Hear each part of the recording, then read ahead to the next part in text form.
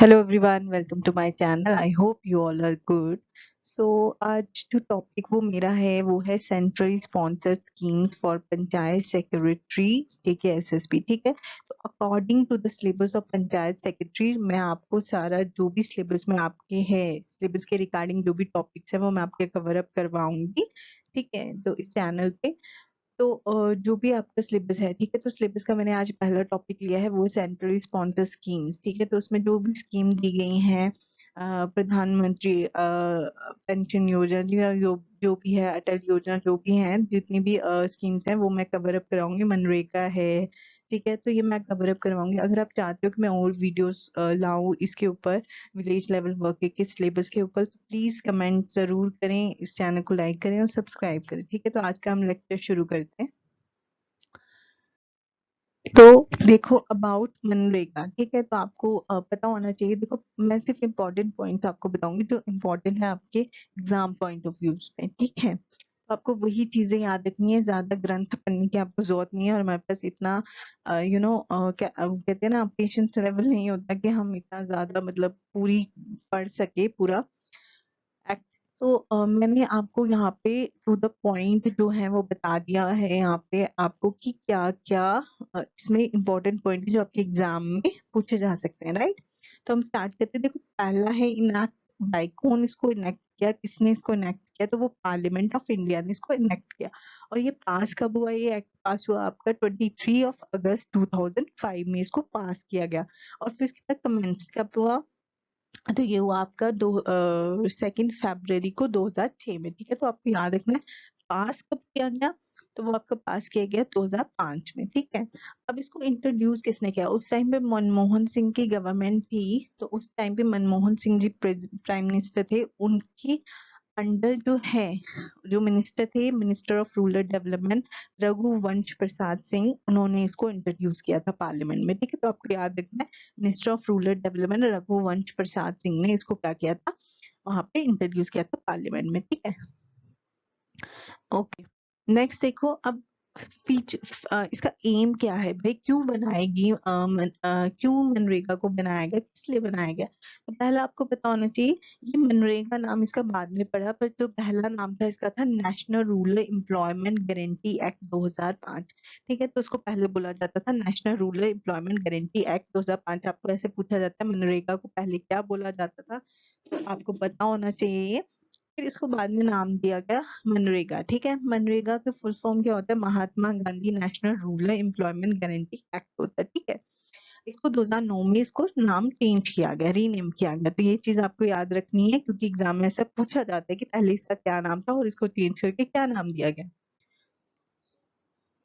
Okay, now next क्या कहता है, ये है क्या, it is an Indian labour law. ये लेबर लॉ है एंड सोशल सिक्योरिटी है, जो क्या मेजर करता है, measure measure that aim to guarantee the right to work. तो इस लॉ का मतलब क्या है, इस स्कीम का मतलब क्या है, ये क्या प्रोवाइड करता है, अनएम्प्लॉयमेंट यूथ को क्या प्रोवाइड करता है, वर्क प्रोवाइड करने का काम करता है, इसलिए इस एक्ट को बनाया गया था। तो you have to remember, ये क्या कहता है, एक इंडियन लेबर लॉ है, सोशल सिक्योरिटी है, जो क्या जिसका एम क्या है, राइट टू वर्क। ठीक है, इतना आपको पता चल गया। नाउ नेक्स्ट देखो, it aimed to enhance livelihood security in rural areas by providing at least 100 days of wage employment in the financial year। कहता है 100 दिन का वेज एम्प्लॉयमेंट रूरल एरिया में प्रोवाइड करता है, इसका ये एम है।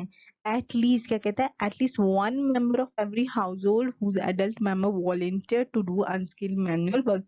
ये 100 दिन का काम किसको देता है, कोई भी एक मेंबर को, रूरल एरिया के किसी भी एक फैमिली के मेंबर को प्रोवाइड करता है जो अपने से खुद विलिंगली क्या कर रहा है, अनस्किल्ड मैनुअल वर्क करने के लिए तैयार हो। ठीक है, तो 100 दिन आपको याद रखना है, 100 दिन का और एटलीस्ट वन मेंबर को। ठीक है, this is a important point. ठीक है, तो मैंने हाईलाइट इसलिए किया है कि आप वही चीज को पढ़ सको।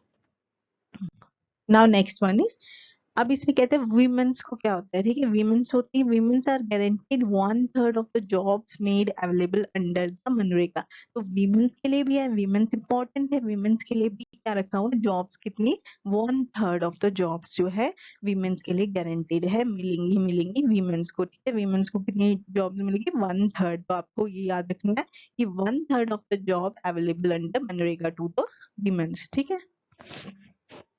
आगे उसका दूसरा एम क्या कहता है कि ड्यूरेबल एसेट्स के लिए होता है, ठीक है, टू क्रिएट ड्यूरेबल एसेट। तो ड्यूरेबल एसेट्स कौन से होते हैं आपके, रोड्स, पॉन्ड्स, वेल्स, कैनाल्स वगैरह के लिए, ठीक है।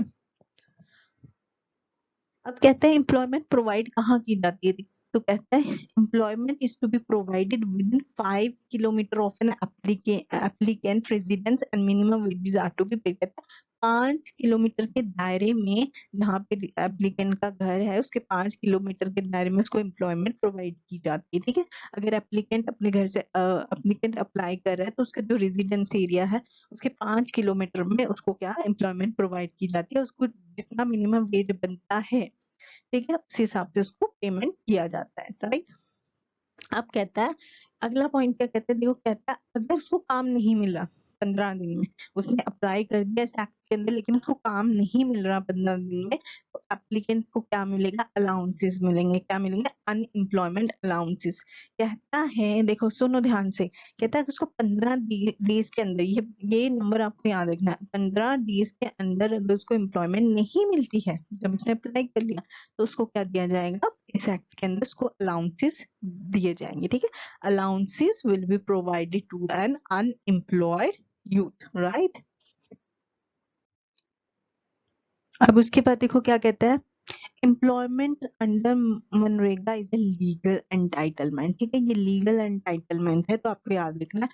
और कहता है सबसे पहले जो था मनरेगा को किसने प्रपोज किया था कि हाँ होना चाहिए, ये चीज होनी चाहिए, तो the act was first proposed in 1991 bye PV Narasimha Rao ने इसको सबसे पहले प्रपोज किया था कि ये एक्ट ऐसा होना चाहिए, एक्ट बनना चाहिए, ठीक है। तो ये आपको याद रखना है, ये इम्प्लीमेंट कितने डिस्ट्रिक्ट में हुआ इंडिया के, 625, 625 डिस्ट्रिक्ट में is implemented in 625 district of India, right? Now next one is who implemented, ठीक है, कौन इम्प्लीमेंट करता है रूरल एरिया में, तो वो ग्राम पंचायत जो होती हैं आपकी, वो मनरेगा को इम्प्लीमेंट करती है। इसलिए आपके इस टॉप जो है सिलेबस में इसको डाला गया है, क्योंकि जो जॉब है वही पंचायत सेक्रेटरी का, so it is important for you to know the schemes of rural areas, right.